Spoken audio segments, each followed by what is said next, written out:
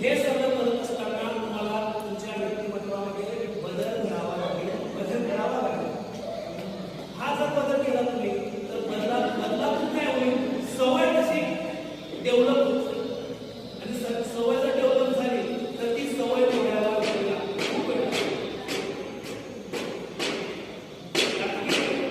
आता इथे हे 3 कंटेंट मी पुढे सांगितले. आता व्यक्तिमत्वाचे कंटेंट आपण बघितलं, उदाहरण सांगितलं त्या मुलीचं किती शिकलेली होती पण गैरवाजता काय होतं. असंच काय होतं, एका महाविद्यालयामध्ये विद्यालय होतं ते वेड्या लोकांचं विद्यालय होतं. तिथे 3-4 संशोधक असे आले की त्यांना या लोकांवरती संशोधन करायचं.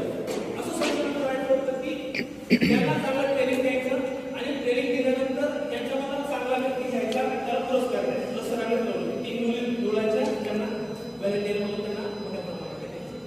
पुढे काय झालं, ते 30 बाबत त्या विद्यालयामध्ये आले आणि आल्यानंतर त्यांनी सांगितलं की काय केलं.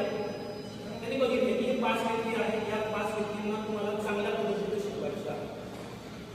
मग त्यांनी त्याच्यावर प्रयोग करायला सुरुवात केली. प्रयोग कोणते, एखादी वाजा वाजला असेल तर ते नाचायचे, शाळेत नाचायचे. मग त्यांनी परत प्रयोग केला, दुसऱ्या दिवशी वाजा वाजला परत नाचायला लागले. 8 दिवस परत नाचायचे. ते म्हणाले काय प्रयोग करावा लागेल आपल्याला, काहीतरी आपल्याला निष्कर्ष करायचा, उद्या काय डॉक्युमेंटेशन करायचं.